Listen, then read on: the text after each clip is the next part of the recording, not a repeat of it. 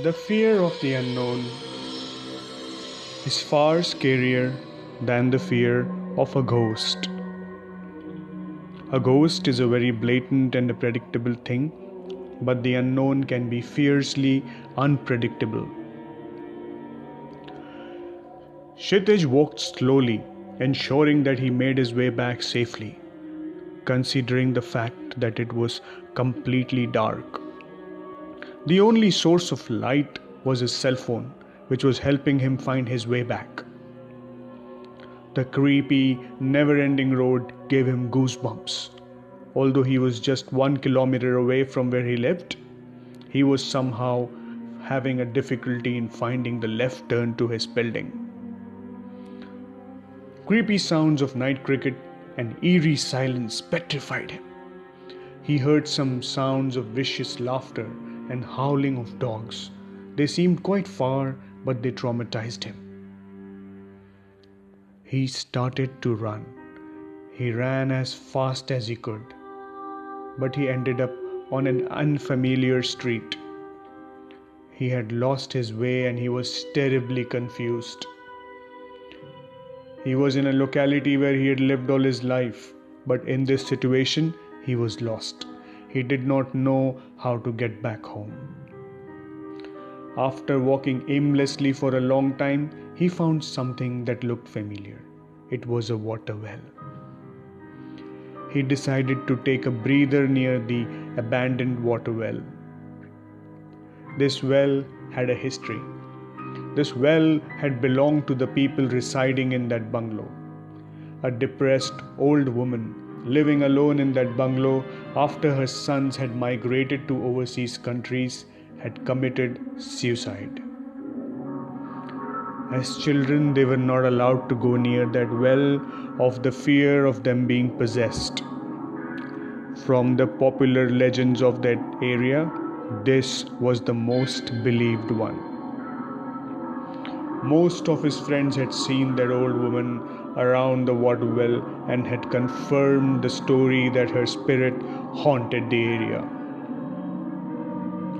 He felt completely shaken as he looked inside the well. It was extremely deep and it was pitch dark inside.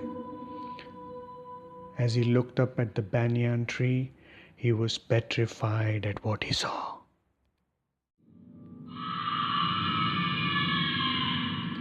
The old woman he had feared all his life sat there on the branch of that banyan tree, looking right into his eyes.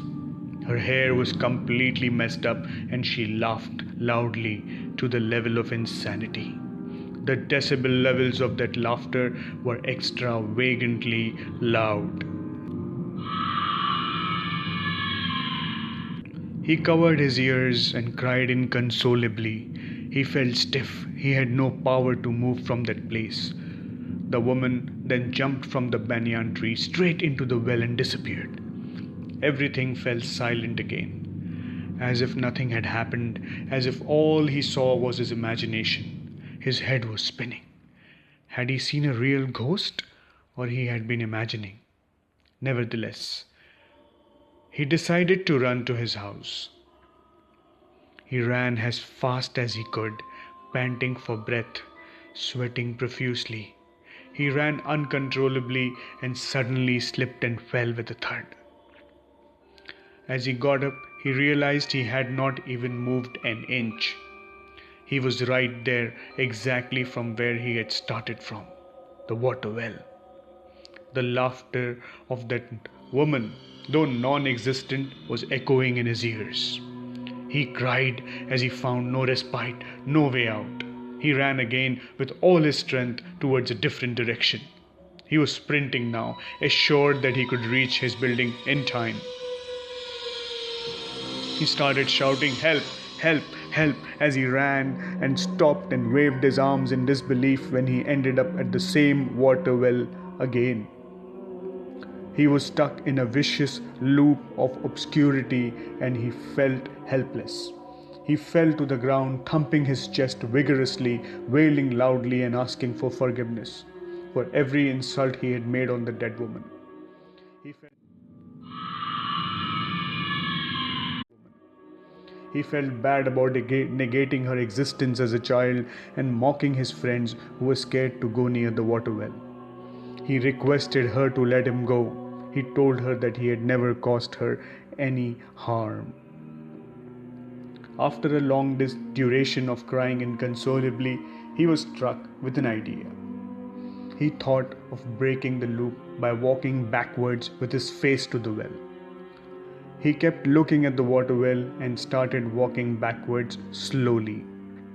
He smiled as he was moving away from the well. He thought he had found a rescue. He tried to ignore all negative thoughts by walking back. He was finally breaking the loop of obscurity. He fell again with a loud thud, but this time he fell into a dark hollow. He was now assured that he had died as he saw the light at the end of the tunnel.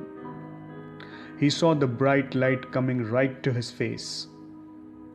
He saw the disillusioned figure of God calling him into heaven. Yes, it was not as painful as he expected. Death was such a simple process. He decided to close his eyes now and surrender to his fate. Tears dropped down from his eyes when he realized that he had missed the opportunity to say goodbye to his loved ones. He felt that after leap years of traveling through space, he had finally reached heaven as he could hear some sounds around him.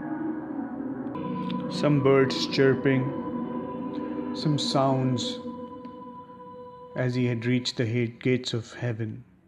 He wanted to open his eyes, but he kept his eyes closed as the light from heaven was extremely bright. Suddenly he felt something hit his knee very hard. That thing hit him again. It felt like a rod. As he slowly opened his eyes, he saw an ugly, mustached man looking at him. He became more aware of his surroundings when the man spoke. "Why do you guys drink so much and fall into gutters?" "Kaire." As he got up, he realized he has been sleeping in a manhole, which had been dug in between a construction site, and he had been hallucinating all night.